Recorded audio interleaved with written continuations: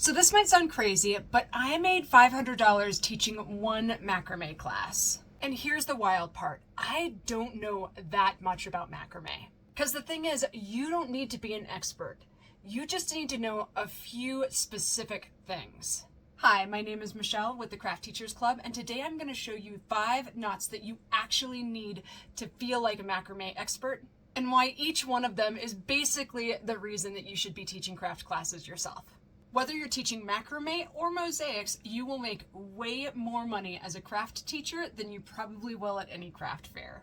And the thing is that most people don't start teaching craft classes because they have this idea that they need years of experience crafting. And the truth is, they really don't. Teaching craft classes and craft parties isn't necessarily about mastery. It's more about guiding your students through the process. It's almost like being a flight attendant or a waitress. And if you can stay 2 steps ahead of your students, you can absolutely teach anything. So the first knot I'm going to show you how to do is called the Lark's head. And it is so simple, it's going to blow your mind. Literally, a 2-year-old can do it. And the reason that I'm going to start with the Lark's head is because it's going to do 2 things. Number 1, it's the beginning of almost every macrame project. And number 2, because it's so easy, by the time you're done teaching this, everybody's going to have sky-high confidence. And that's kind of what these parties are about. As a craft party teacher, you don't need to be too complex. You need to be approachable. All right, so let's talk through a Lark's head knot. The first thing you're going to do is you're going to take your cord and put it into a U shape. Then you literally just have to bend the U down. By itself, this knot is not very useful. It'll come done really easily. But if you do this knot with a dowel or a keychain ring, the macrame cord is going to get securely wherever you need it to be. In fact, we've done entire classes where the only knot that we actually use is the Lark's head. It's the basis of keychains or wall hangings or even plant holders. So once again, make an upside down U shape, put the dowel over the cord, loop the top down, and bring the 2 strands through the loop. Easy as pie. Now that you can rock the Lark's head, it's time to move on. The next knot that you're going to need is so easy you can probably already do it in your sleep. But maybe you just haven't learned the name for it, and that's always helpful. One of the most useful knots that I find in my macrame class is just an overhand knot. A lot of times leading craft classes is just about building confidence and letting people have fun. It's not necessarily about teaching things that they've never done before. When people feel successful in your classes, they are more likely to tell their friends how much fun they had, and maybe even bring their friends the next time. So to make an overhand knot, you're going to take 1 piece of thread, or 2 or 3 bundled, it doesn't matter. You're going to make a twist, and then you're going to tuck the end in through that twist. One more time. Take a straight piece of thread, take a straight piece of cord, twist it over, bring the end through the twist. Now the third knot every macrame teacher should probably know is called the half hitch. This is really easy, but it's where things start looking impressive. It's an easy win, but it's also a knot that might make some beginners be like, wow, I made this. This is awesome. I'm awesome. And that's the goal. So to make a half hitch, you're going to need 2 pieces of cord. You're going to bring 1 piece over the other and then tuck it around the cord. And you've got your half hitch. Then you're going to do the same thing over. And you're going to keep going, and eventually the half hitch knots are going to start spiraling. And that's where things get really cool. Half hitch knots are great for making friendship bracelets, making keychains, wall hangings, and also plant holders. It is one of the knots that I use most when teaching my craft classes.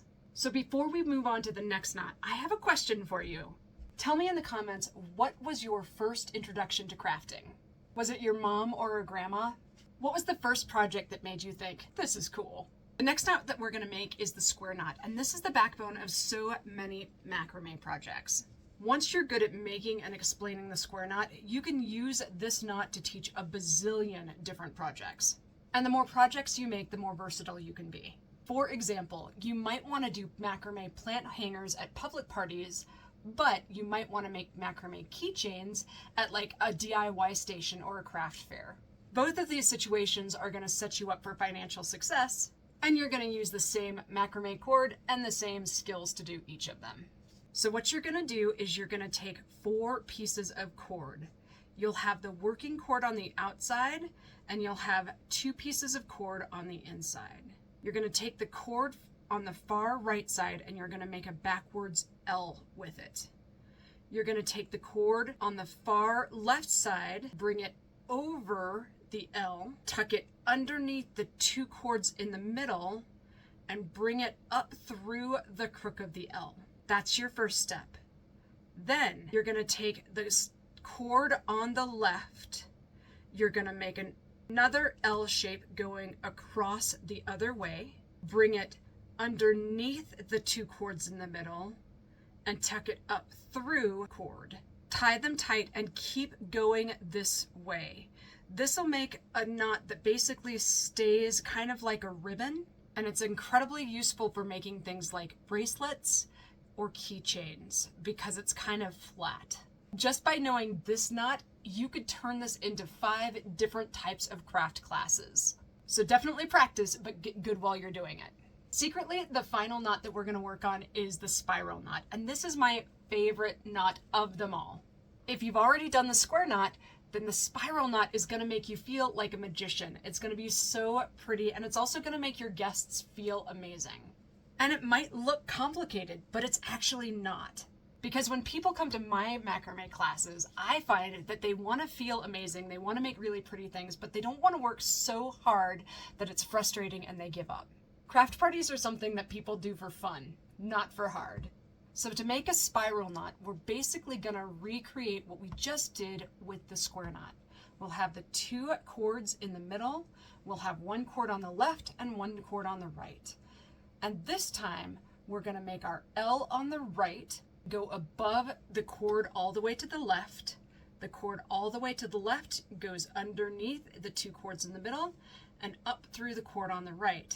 Now, we're going to stay on the right-hand side and always have this one go over the other one.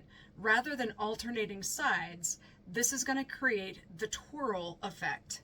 That's so pretty. This is a knot that I really like practicing by myself and also using my words to explain so that it's easy when I'm faced with a group of people.